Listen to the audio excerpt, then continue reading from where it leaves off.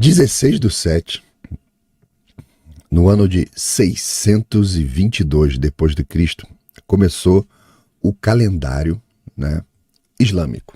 Só tomar uma aguinha aqui, só uma bitoquinha.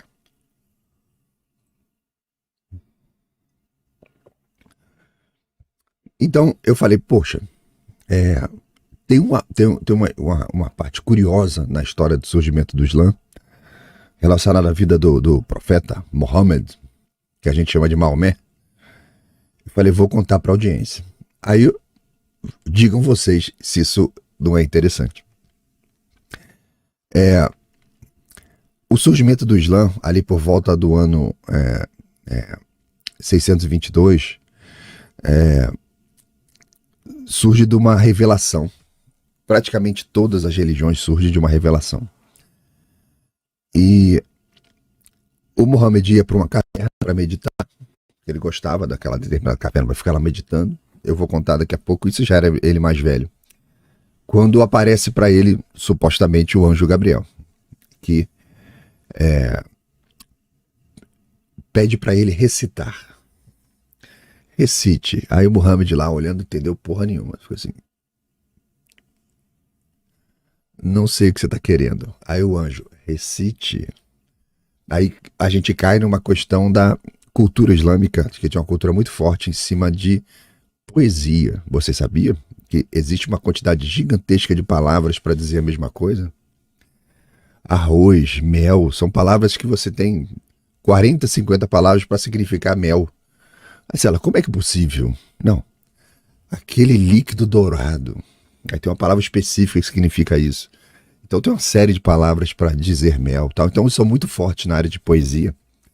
Então quando o anjo chega e diz para ele recite, já está meio que dentro da cultura local.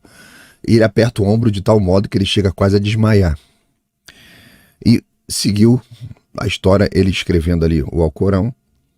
Mas eu tenho que parar e voltar um pouquinho na história para você entender quem era o tal do Muhammad. Que essa é uma parte muito interessante da história dele. Ele morava naquela região que era uma região muito árida. Aquela região sempre foi muito seca, como a gente vê hoje, né? Dominada ali por tribos, cheia de nômades.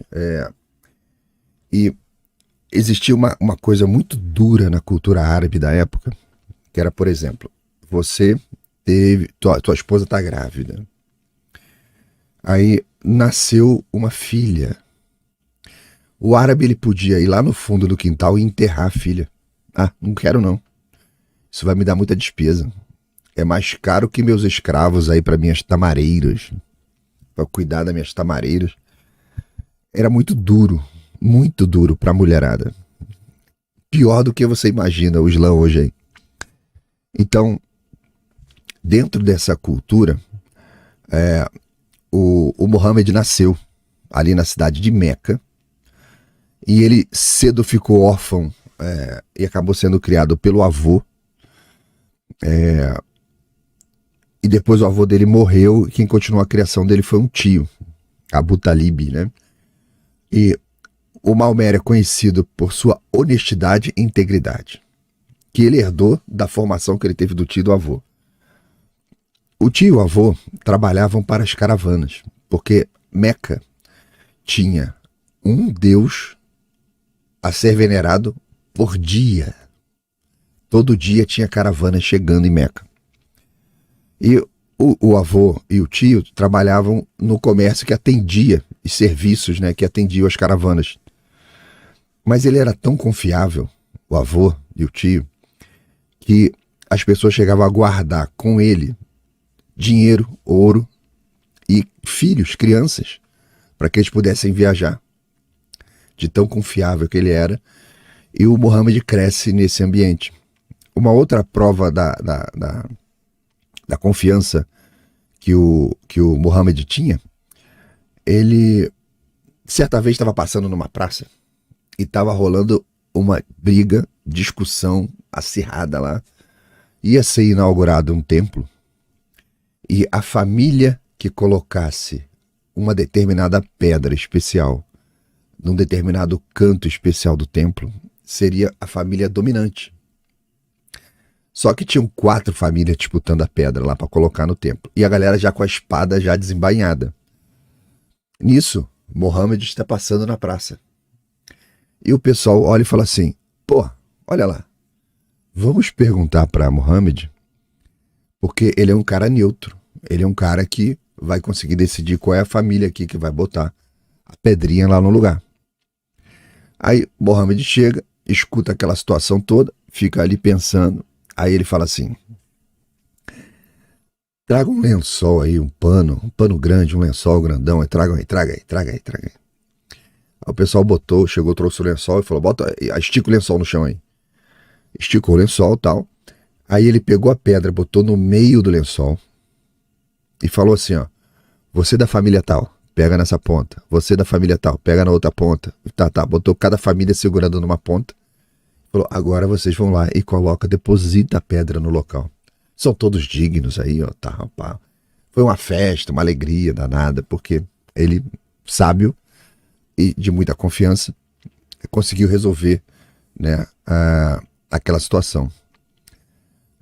O apelido dele era Al-Amin, que era o confiável. Chama o Al-Amin, o confiável.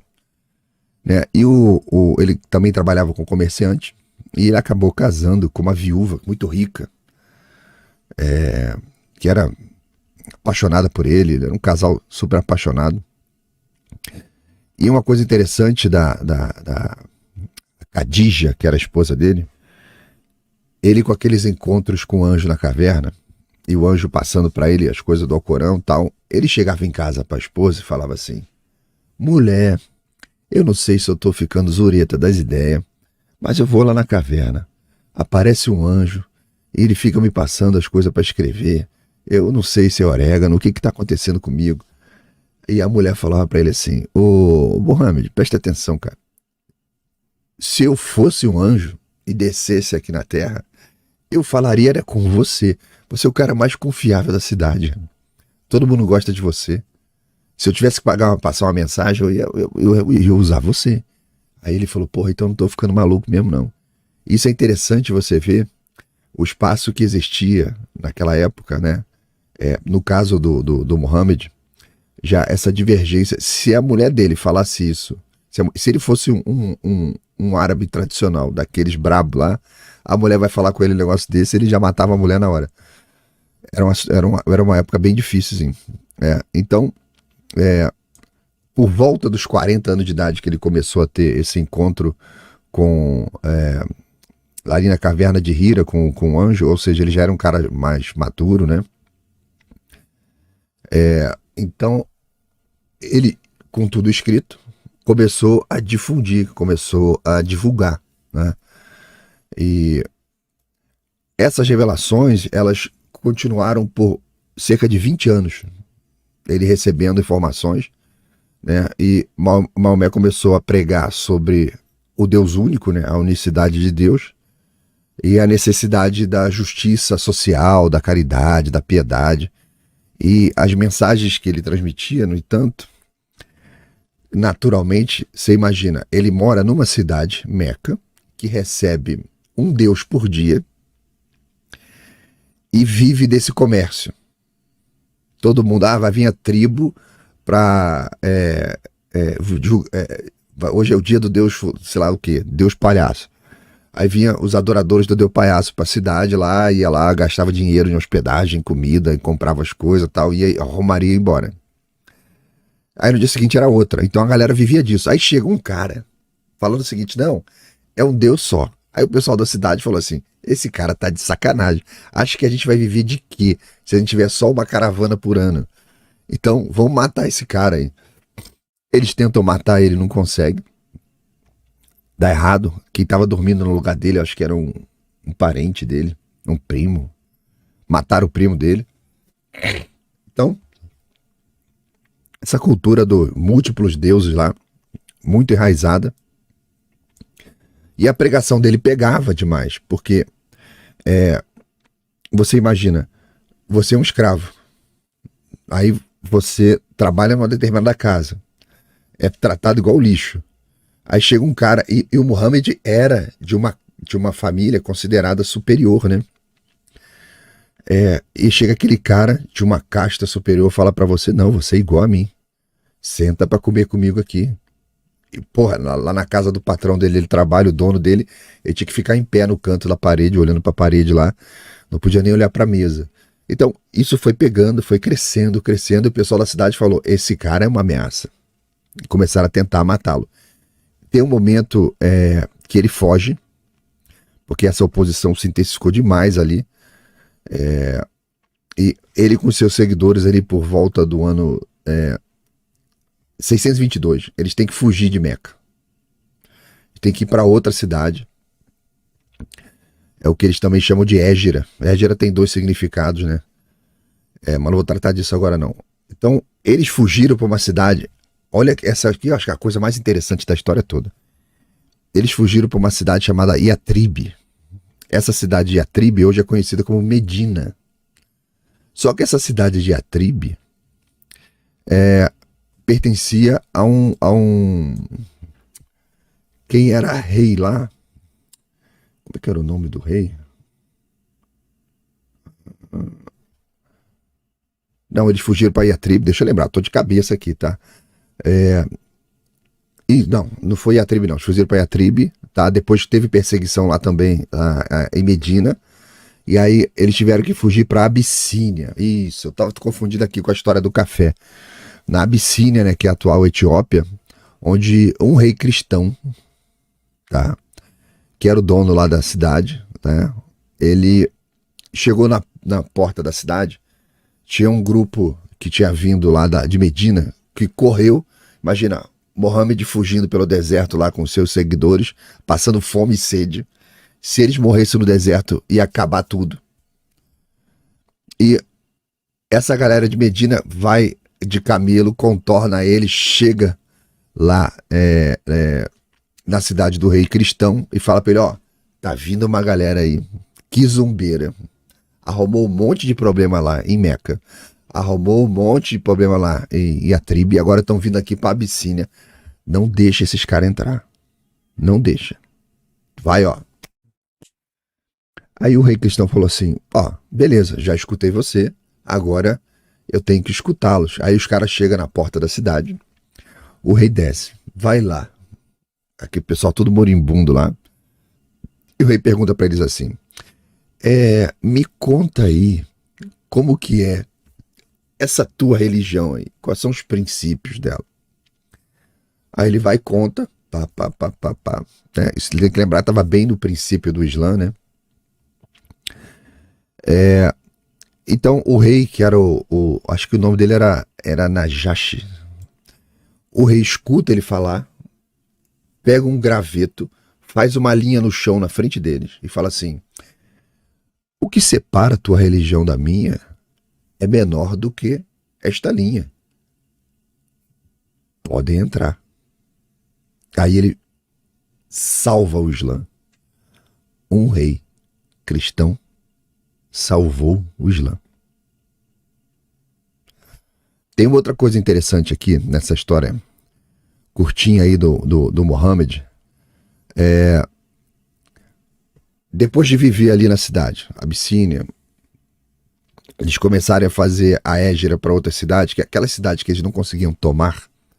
Eles faziam transferência de população, a população chegando lá, ele fazia a população crescer ao ponto que em determinado momento eles se tornavam a maioria. Isso é a égira, que é o ataque lento e silencioso até o momento que você se torna a maioria para tomar aquela cidade, né?